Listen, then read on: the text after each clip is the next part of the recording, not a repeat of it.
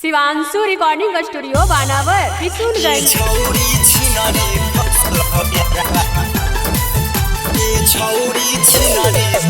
Mix by Manish Arya.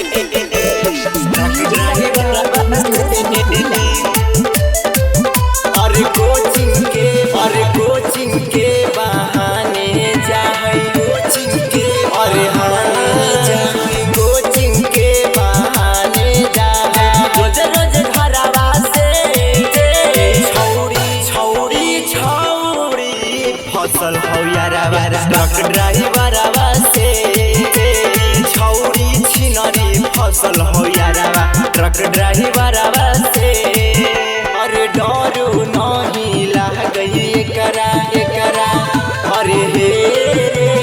डरू नहीं लाग एकरा मैया के मरवा से छौरी फसल हो यारा ट्रक ड्राइवरवा से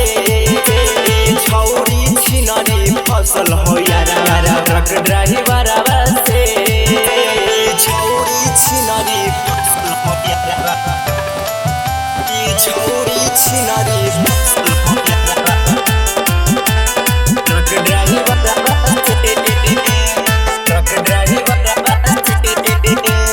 गाड़ी के इंजन जैसन गाड़ी के इंजन जैसन रह कई गरम रे तनिको नहीं लाग कई छिनरी के लाज शरम रे छिनरी के लाज शरम गाड़ी के इंजन जैसन रह कई गरम रे तनिको नहीं लाग कई छिनरी के लाज शरम रे ओकरे दाग लागल कई सूट सलवारवा से ओकरे दाग लागल कई सूट सलवारवा से छौरी फसल हो यारा ट्रक ड्राइवरवा से छौरी छिनरी फसल हो यारा ट्रक ड्राइवरवा से छौरी छिनरी फसल हो यारा छौरी छिनरी फसल हो यारा ट्रक ड्राइवरवा से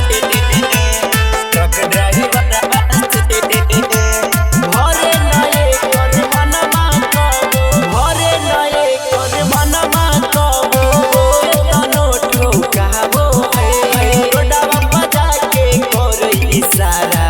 गाड़ी रोकवाबो है कहीं छटल छिना है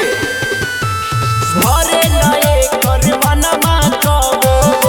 तनो ठोकाबो है रोडवा बजा के करे इशारा गाड़ी रोकवाबो है। अरे मन सावत की सो करे लड़े टूनी टाइगरवा से अरे प्रेमी रजनी सावत की सो करे लड़े टूनी टाइगरवा से छौरी फसल हो यारा ट्रक ड्राइवरवा से छौरी छिनरी फसल हो यारा ट्रक ड्राइवरवा से। शिवांशु रिकॉर्डिंग स्टूडियो बानावर किशुनगंज।